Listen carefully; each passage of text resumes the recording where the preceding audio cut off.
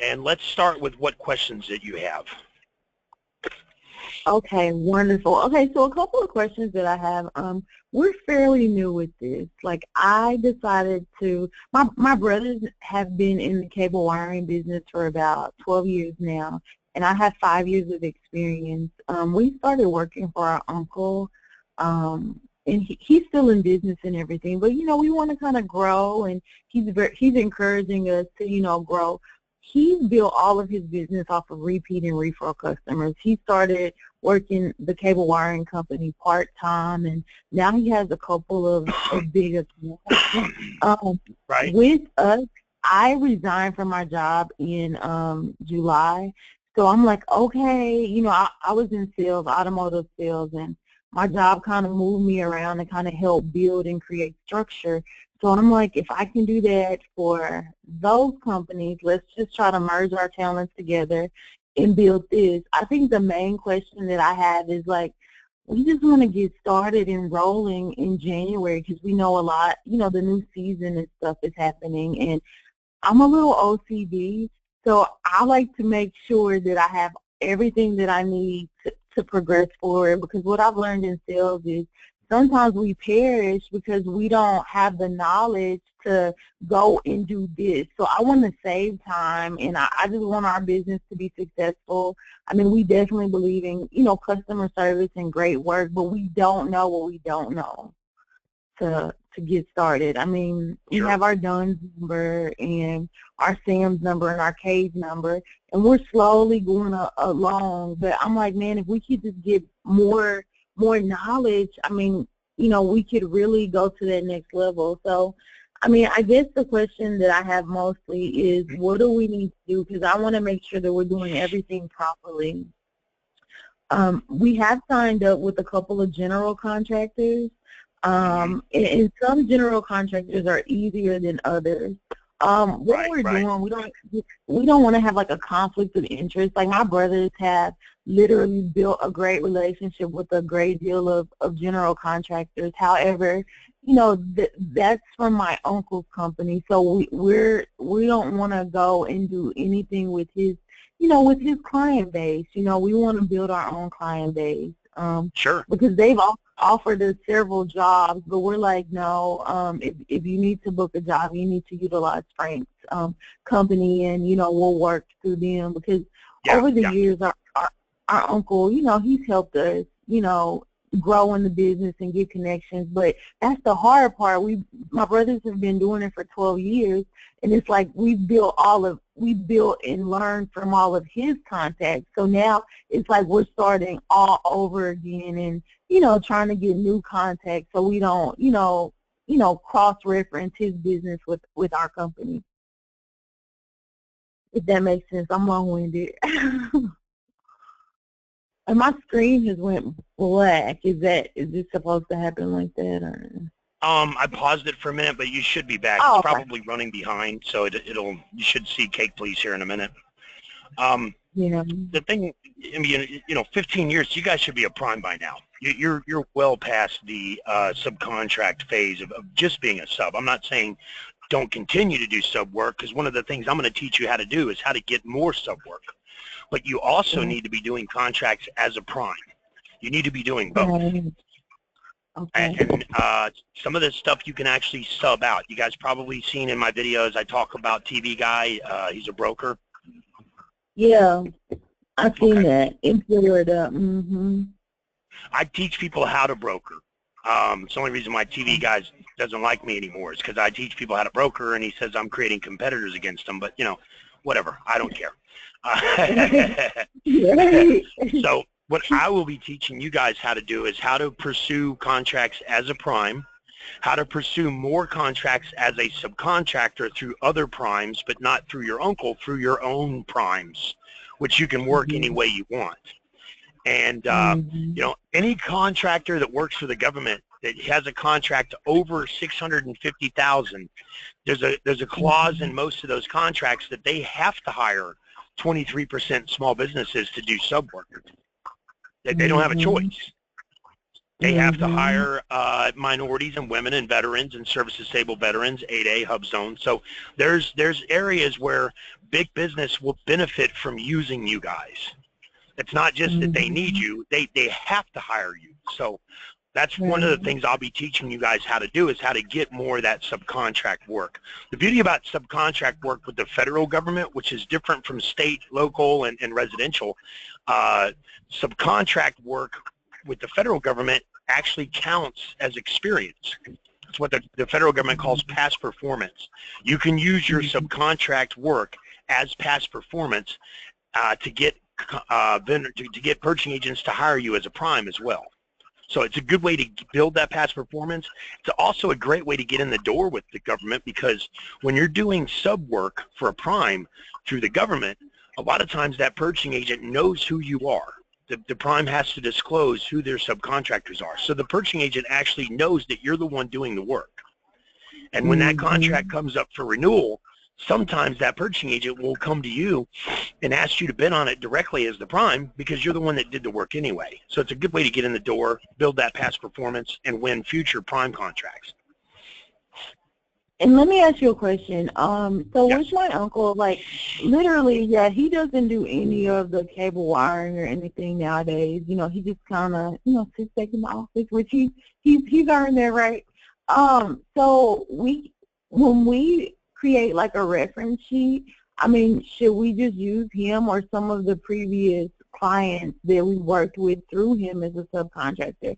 Like, should Absolutely. we? Absolutely. Okay. Absolutely. And you can win contracts as a prime and sub them out to your uncle. That can go both ways. Okay, cool. And so when we do the contact sheet, do we just put Frank's name on there, or do we put the actual contact it was for that It job depends. site? It depends on the contract. Some of the contracts you're going to have to disclose who your sub is. Some of the contracts you're not. So we'll deal with that as we work on individual bids. Okay. Um, And is you it? still Oh, I'm sorry. Mm-hmm. you still see my screen because it looks like you went offline. So like I don't. It's just black. The screen is on black. Hold on. Let's see. Check your You, screensaver. You might have a screensaver that kicked on. okay. Let's Wiggle see. your mouse, see if it comes back. Because I'm not seeing you at all on this end, which would mean that maybe you just got kicked off the internet altogether or lost a signal or something. Okay. Give me just a second. Let's see.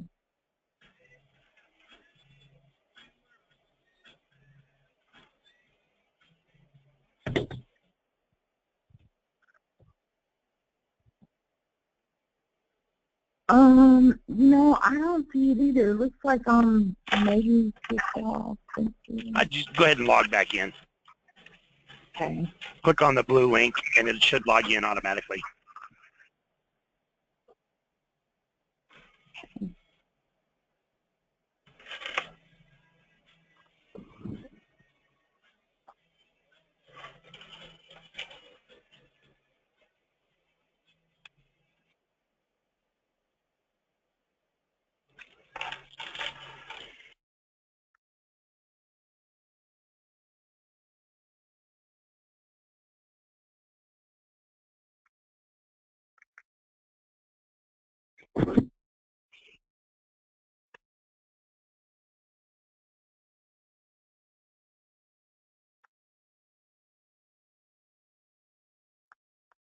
You know what? It doesn't look like, I don't know. Let me try to do it from my phone. Hold on. Let's see.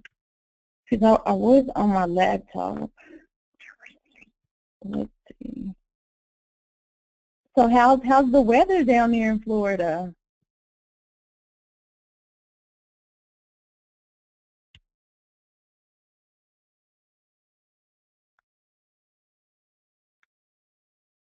Um, okay.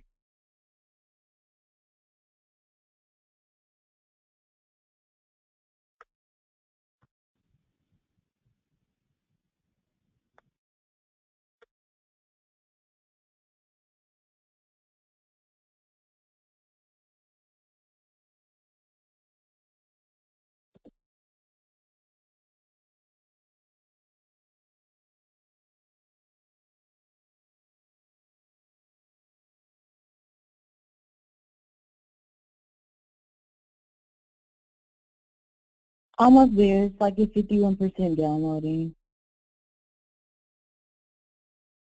Parts of here and parts of there. I'm just going to run through real quick and show you the full rundown. You know what set-asides are, right? Contracts that are set aside for a minority or woman, veteran, 8A, hub zone, service disabled veteran. Yes, sir. All right. Women get 5%. Women-owned small businesses get 5%. So do veterans. So do minorities. Okay. And you guys are. How's the ownership of the business set up? Is there a majority owner? Yes. Who's the majority owner? Okay. Me. Okay. And you guys are minorities as well? Yes, sir. Are you a veteran? No, sir. Okay. As any of your other brothers, any of the other partners, are they veterans? No, sir. No. Okay.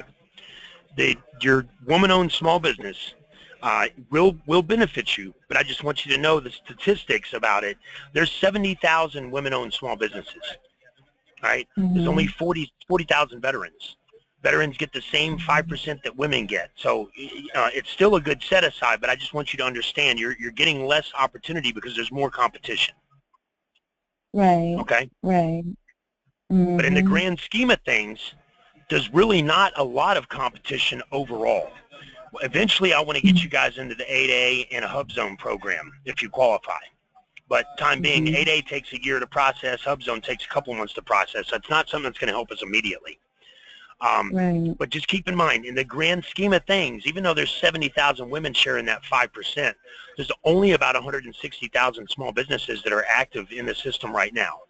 And when you figure 160,000, there's almost 30 million small businesses in the U.S.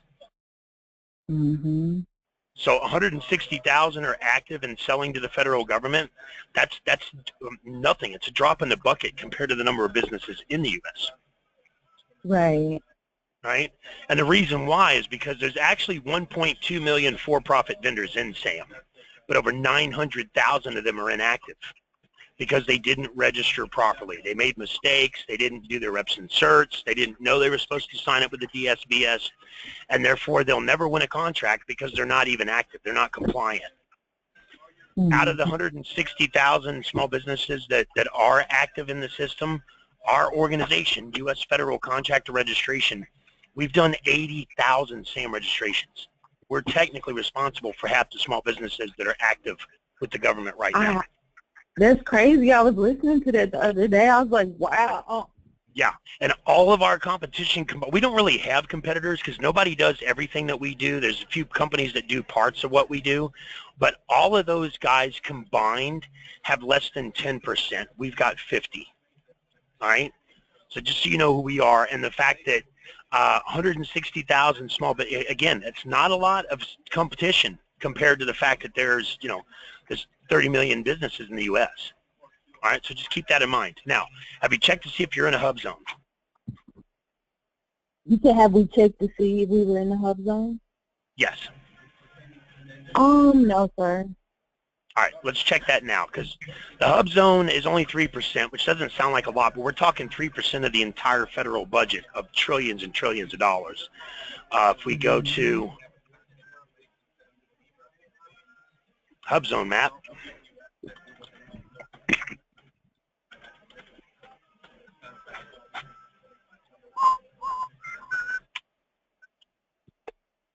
can you hear me okay?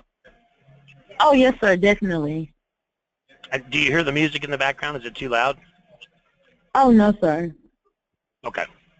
Do you guys work out of your home or do you have a physical office?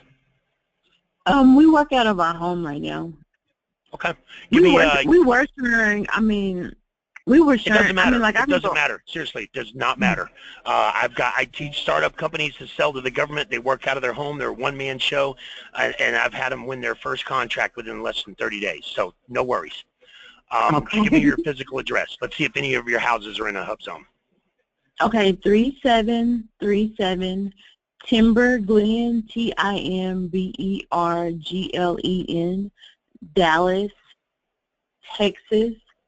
Oh, you're in Dallas. Awesome.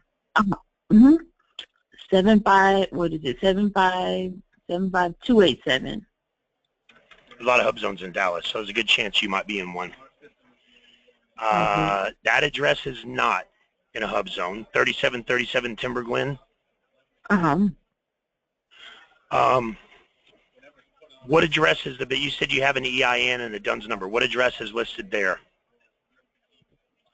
Okay, we listed, let's see, we have that one, but you know what? We listed my uncle's warehouse address, I believe. Okay, because you're not even close to a hub zone with that address. So let's see if we can find something that's close. Okay, let's see. That's really interesting, though, huh? This is you right here. You're just east of 190? Mm-hmm. Okay. Yeah, see all this gray area? If it's gray, you're not in a hub zone. If it's any other color other than gray, if it's orange, yellow, light blue, dark blue, brown stripe, red stripe, green stripe, whatever, it's a hub zone. You're not in one. So let's try your uncle's warehouse. What's that address? Okay, let me look it up really quick. You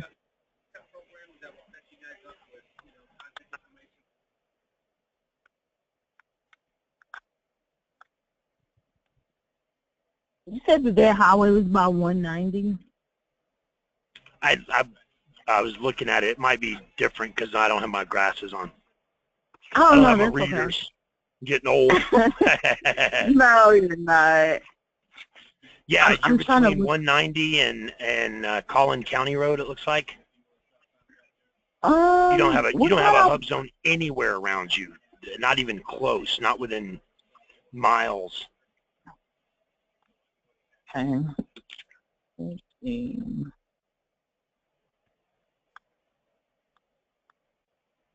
Your closest hub zone, if you can still see my screen, your closest hub zone's way down there near 35, and it's just a little tiny spot.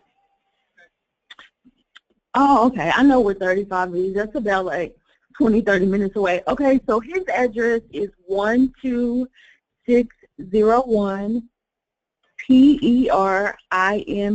Perimeter Drive, Dallas, Texas, 75228.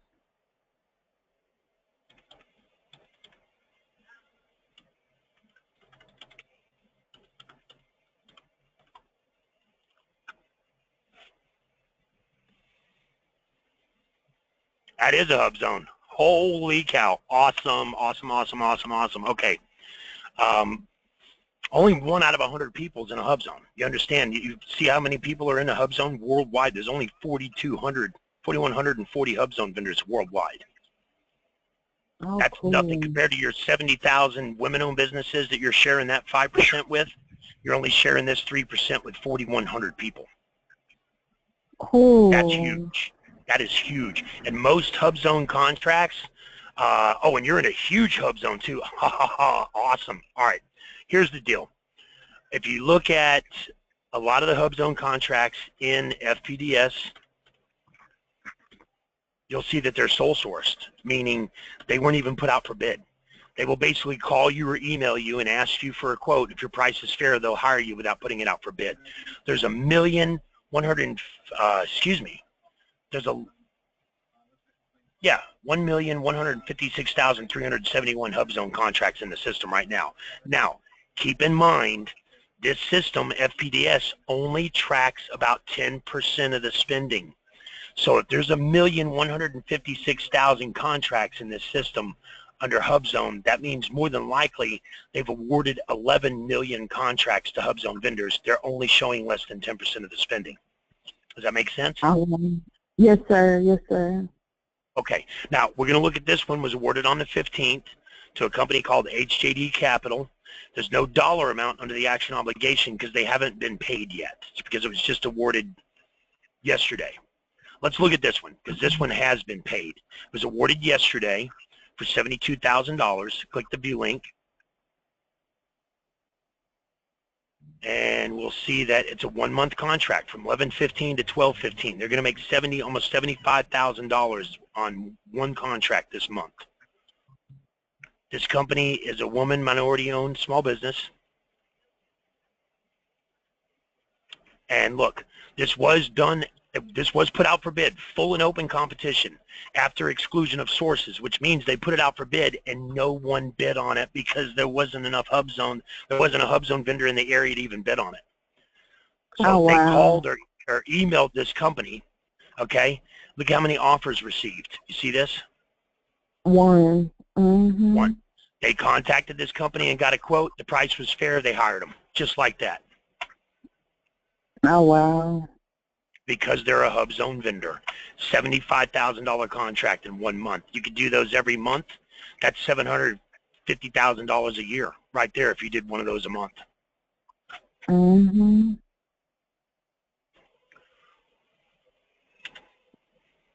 This is making me excited. I'm like, because, you know, I resigned from my job in July, and that was like a big leap in faith. Like, I'm just like, okay. Hub zone and simplified acquisitions. Here's another example, 11/15 to 12/31. So this is a 1.5 month contract. They'll make almost $50,000 on it. They're a hub zone vendor. And this was done as a sole source simplified acquisition. Look at how many offers received. That's crazy. And this was a purchase to install data and electrical for the SSA Odor Gene Snyder Courthouse. So this might have been cabling. Yeah, like for that data, that was cabling. And so we could outsource the electricity work, huh? You could outsource the whole thing. As long as the contract doesn't specify that you have to, what's called brick and mortar, as long as it's not a brick and mortar contract, you can outsource the entire thing. You could sub the entire thing out if you wanted to. Not that you have to, but, I mean, look, that's how TV Guy makes his living. Right. You know, he sells anything he can get his hands on. Septic tank services, miscellaneous chemicals, truck utility trailers, natural gas. I mean, his largest contract right now is for natural gas. It's $1.8 million, and he's got this contract through 2022. So yeah, he's just working as a broker. Yeah, and look, when we go to his most recent contract, click the view link, he's making $300,000 a year brokering contracts. Yeah, that's with really one good. employee. He's working out of his home. Mm-hmm. All right, but watch this. Back in 2013,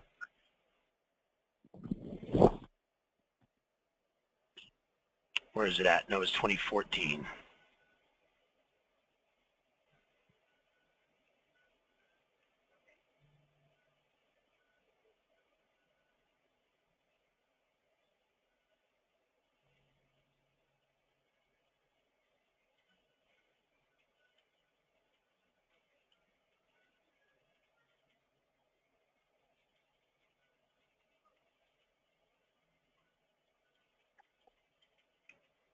Where is it?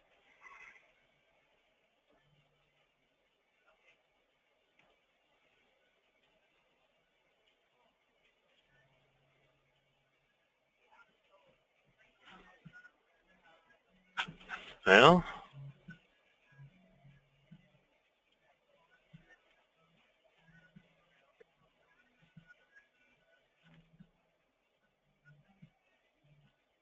there we go. Say by 2016, he's making $1 million a year. Annual revenue is $1 million. But here's the thing. He didn't do his 8A back in the day like I told him. And he's making too much money. He didn't qualify anymore. And then he, you know, there's two things I told him. Do your 8A and hire people as you grow because you need to do a good job. And, you know, I understand when you're a broker and you hire someone and you teach them the ropes, they can quit and go start their own brokering company and then they just basically stole from you, you know. I understand that, but it's even worse to take on too many contracts and not be able to handle it on your own and not hire someone to help you and do a bad job and get bad scores, because now you're going to get smaller contracts, you're going to get less contracts, you're going to make less money. You know, and that's the position he put himself in. Once he got to that point where he was making less money and getting smaller contracts and less contracts, he went back down to making less than $250,000 a year. Then he qualified for the 8A again. So if he did the 8A in the long run, but if he would have done it back in 2012 when I told him, he'd be doing millions and millions of dollars in revenues, not 300 or 400,000. All right. Right. So Yeah. your game plan for you guys, this is what you need to do over the next year.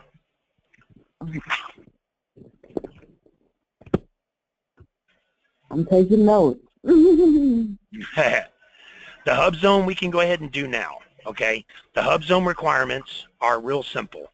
There's only 5 of them.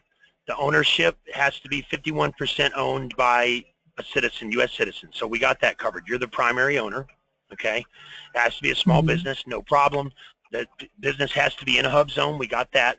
Here's the only area that might have anything to do with this is that 35% of our employees must live in the hub zone. We have to prove this. What's an employee? Anyone who's full-time. So if it's you and your 3 brothers and all 4 of you are full-time in the business, then at least 2 of you need to be living in a hub zone. Okay. All right? And right now, your hub zone, it's a big one. See this whole yellow, orange area? Everything south of 635 is a hub zone. Everything north of 635 underneath Northwest Highway is a hub zone. So as long as at least 35% of the full-time employees live in any hub zone, you can use your uncle's address as long as he hasn't applied for a hub zone at that address. And as long as he's not using a DUNS number at that address. Yeah, I don't think that he is. Okay, I'm going to email you this screen with the link so you can check with your brothers and your uncle and make sure. This is huge. If you guys can use this, this is huge. I can't begin to tell you how big this is going to be, especially since you're woman and minority owned as well. Okay? Mm-hmm. Mm-hmm.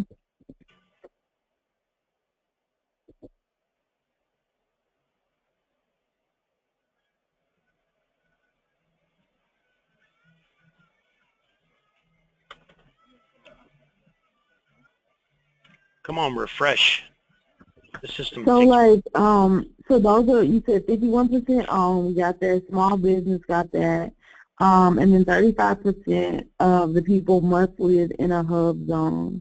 Okay, and then you'll send that to me, and then I can just kind of figure out. Yes, and I'm going to send you the requirements as well.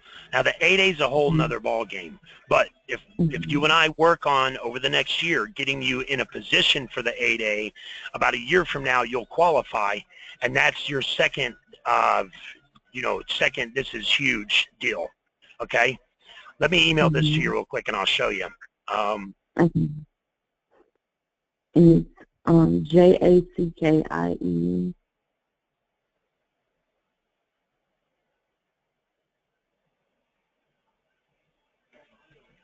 Okay, I'm going to include this letter because this is the requirements. That's the link, and this is a screenshot so you can show your brothers. And I'm recording this so you'll be able to show them the video anyway. Yeah, oh, that's great. Okay. All right. Now, the position we need to get you in the next year is going to be for the 8A. These are the 8A requirements. There's 15 core eligibility requirements for the 8A program. You have to have a social disadvantage. You're a woman and you're a minority. That's your social disadvantage. Your personal net worth, your net worth, not your business, not your brothers. Are you married? No, sir. Okay, so your personal net worth has to be under $250,000. Do you own more than $250,000 worth of stuff? No. Not including your house. You can live in the Taj Mahal, but everything else you own personally, your car, 401k, stocks, bonds, cash, rental properties, RVs, motorcycles, anything like that that you own personally that's in your name has to be under $250,000. So we're good there? Yeah, we're good. Like, we have a property, but it's in our family trust name. It's not in an individual name and stuff like that. It's in a family trust? All right, how much is the property worth? It's around $200,000. But it's in a trust. I'm going to have to look into that. Okay. I don't think that'll be an issue. I'll have to look into that, though.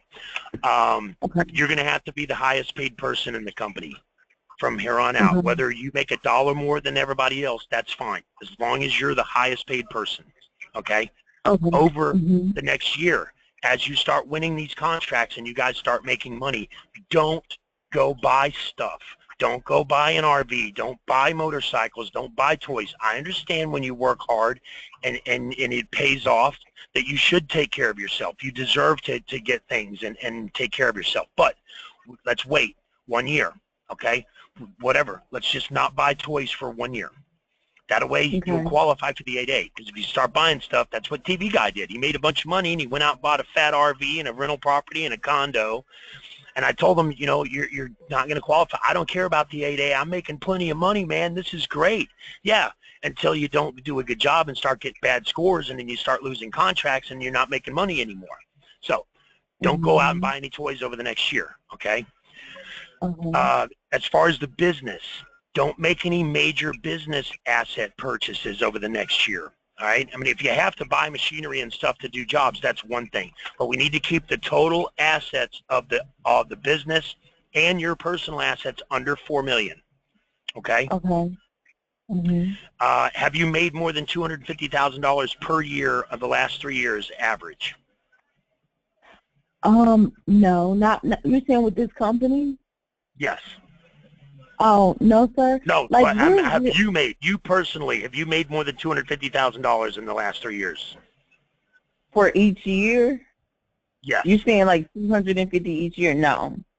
Yes. Okay, so you made less than $250,000 each year. Correct. How much did you make last year? Like 95,000.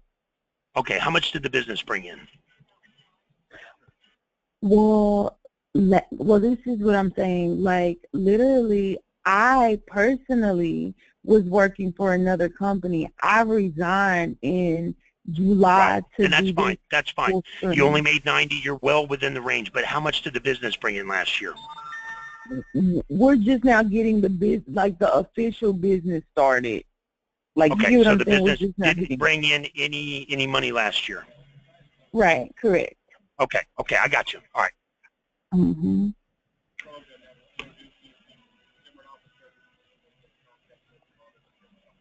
Small business, you're majority owner. What we're going to have to work on over the next 12 months, because this is basically a startup company, we have to win contracts over the next 12 months or we're not going to qualify for the 8A in a year. So that's going to be our primary goal, is to win as many contracts with multiple customers. It can't be with all one client. So if you land a big fat contract with the Navy, that's fine, and we're going to keep getting contracts with the Navy. But we also want contracts with the Army and the Air Force and the DoD and other agencies. That way, we don't have all of our we don't have all of our eggs in one basket. Okay, we can't do that. So we got to be diversified. After 1 year, we'll be able to start processing all this, because we have to have at least one tax return. Okay, you're devoted to this full time. You're not running other businesses and going to school and other things, right? No, I resigned from my job to do this. Like, I'm taking a leap of faith. Like, my job, I resigned from it. Sure. No, I understand that, but you're not going to school right now. You're not helping your mom with her business. You're not running a cleaning job on the side. This is full time. Yes, sir. That's correct. Okay. Okay. Have you been in any trouble? Have you had any felonies? No, sir.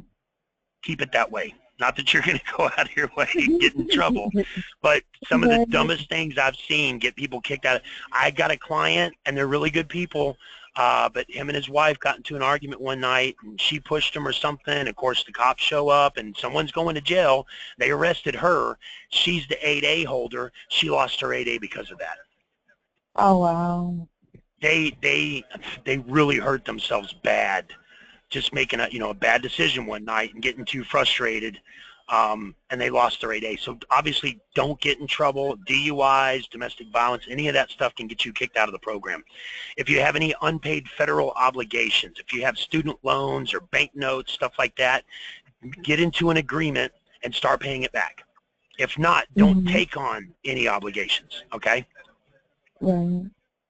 And we're going to have to show in 1 year that this business is financially stable and you guys are in a position where you're ready to do the 8A. You're ready to grow. Okay? Mm-hmm.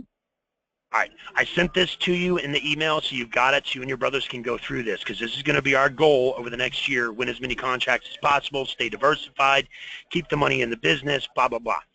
Hub Zone, that's the requirements for the Hub Zone. GSA, these are the GSA requirements. You're not ready for a GSA. As soon as your cage code is active in SAM, the ambulance chasers are going to come out of the woodwork, and they're going to tell you you need a GSA, and they're going to try and sell you one for $5,000, 15, 20 grand, 35,000. It's all over the place what they charge. You do not need a GSA. Okay, we'll talk about GSA in about 2 years. After you're in the 8A program and you've got a balanced portfolio, then we'll take on the GSA at that time. We do GSAs, we'll do it for you, but don't buy one from anyone. Matter of fact, don't buy anything from anyone without checking with me first. I don't care if they tell you they work with me, they're my wife, because I'm not married. And I've had people tell my clients that, no, he's my husband, we work together, and try and sell my client stuff, because I'm pretty well known, you know. So if anyone asks you for a credit card or a check for anything, before you give it to them, check with me first, all right? Let me ask you a question. Yes. So, like, Duns and Bradstreet have been calling us. Should we, like... No, do not. No, do not give them money. You do not need to give Dun & Bradstreet money. Dun & Bradstreet has an agreement with the government. They give you a free DUNS number, and they have the right to sell you their credit monitoring services. You're not doing any business yet. You don't need your business credit monitored. So, and they'll tell you you're not compliant or you're not going to win any contracts until you pay this. That's a bald-faced lie. Okay, you can win contracts without paying Dun & Bradstreet a single penny, and I've got thousands of clients who've done it. Okay, best thing to do when they call is tell them you're broke, because if they think you're broke, they'll leave you alone. They won't bother you if you don't think you have money. You know. It's funny because it takes 3 or 4 days to get a Dun & Bradstreet number, because they want to sell you stuff. But when I tell people, listen, go get your DUNS number, tell them it's for a little tiny contract for like $200, and you really need that $200 because you're broke. If they don't think they can sell you anything, they'll give you a DNB number within minutes, just to get you off the phone, so they can get somebody on the phone they can sell to. You know, don't give them any money. All right. Okay.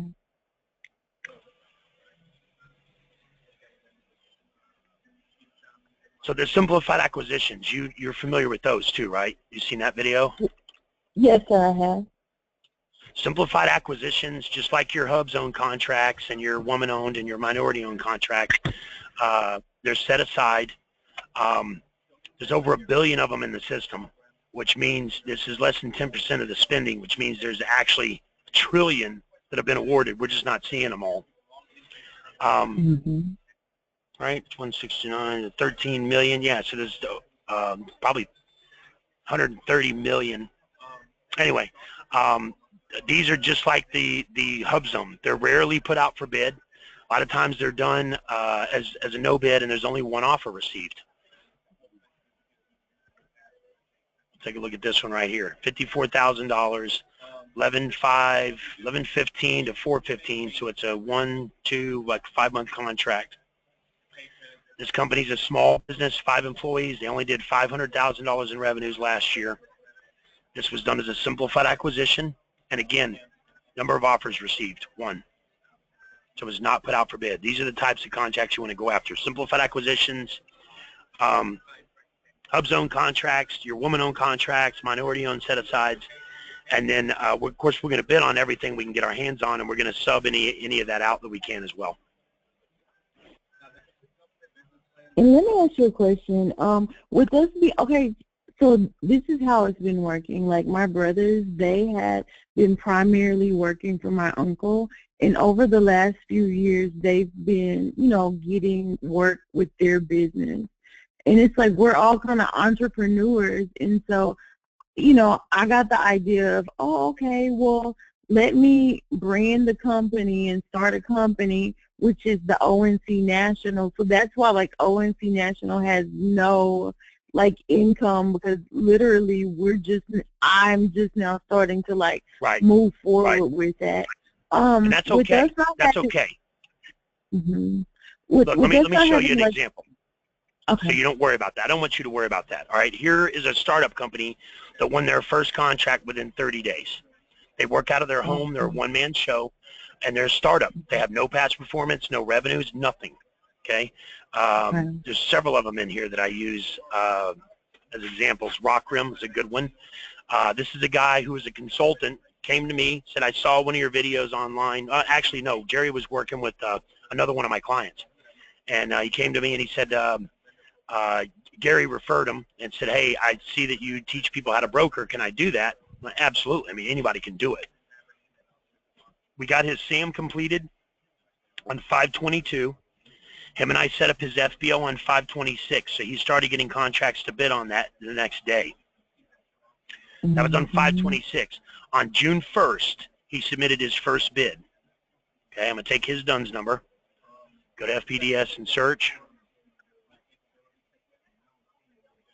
On June 1st, he submitted his first bid, and he won it by June 30th, right there, for $32,000. He made $12,500 in profit off of this contract. That's a 35% markup. And all he did was have it shipped directly from the supplier to the buyer. He didn't even touch it. It was for treated fence posts. See that? Mm-hmm. Had it shipped right from the supplier to the buyer. They know he's a one-man show. They know he's a brand new startup company. They know he works out of his home. They know his DUNS number and his cage code were just created. They don't care.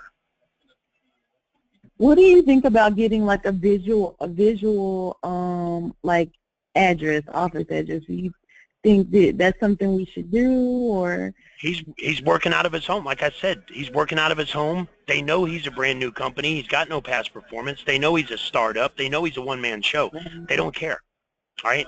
Will it benefit you to get an address, a physical address eventually? Yes. But that's a long-term problem. That's not a short-term solution. Let's focus on the short term. Okay. All right. And I have another question. So I've been Yes. so quite blessed to have a lot of friends and family members that really support me.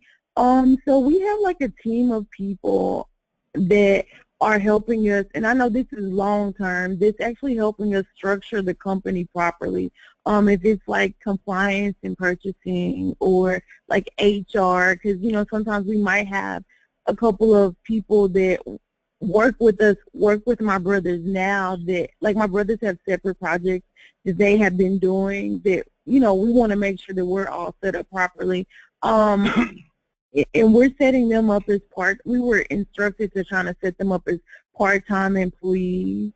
Like, is that important now, I guess, or just leave them alone? That's only going to matter. No, that's only going to matter when we're trying to get in the 8A program. And that's only going to matter as far as location for HubZone. And let me give you another example, okay? Here's a woman that came to us back in 2014, all right? She registered, and within less than an hour, this was at 3:31, at 4:19, she called back and canceled. She panicked. She freaked out. She said that she got registered, and then she was talking to one of her associates, and her associate told her that it's impossible to sell to government. He tried and was never successful, and that's not it's not so incorrect. Back when he did it 10 years ago, it was really hard. But he said if you do it wrong, you could get in trouble, and you could get fined if you make mistakes. I mean, he just scared her, right? So she called back in and canceled in less than an hour. That was in 2014. She came back in 2016, 8/29, and she registered again, and then she called back in again and was going to cancel. And she actually got me on the phone. And I said, listen, I understand you're scared, all right? It can be intimidating selling to the government, but join my training today at 4. All right, let's look at this thing you want to bid on, or let's look for something for you to bid on during the training. I'll work with you on it. And after the training, if you still want to cancel, I'll make sure they cancel, give you a full refund, no problem, right? She joined the training. We worked on that bid. After the training was over, she said, John Wayne, I'm still scared, but you seem like you know what you're doing. I'm going to trust you. So we went ahead and worked on that bid, and she submitted it, right? This is her first bid she's ever submitted with the federal government. And of course, she won it. Yeah, Right we're here, trying to less than 30 days, $25,000 contract. She said she's never done a contract bigger than a couple of $1,000s. So this is 10 times bigger than her largest contract ever. Obviously, she's thrilled, you know, but this is a prime example of someone who was scared and almost canceled twice, but I convinced her to stay, and she submitted her first bid and won it. All right, this is not uncommon. This happens all the time. I'll show you one more. Look at Pyramid. And this one's funny because Pyramid Technologies, same story. I helped them with their first bid. They won it. It's a 5-year contract, so he's making money every month. He's brokering it, so he's not doing any of the work. He's got a supplier that's actually delivering the propane or butane, whatever it is. But he's won 4 more contracts since then.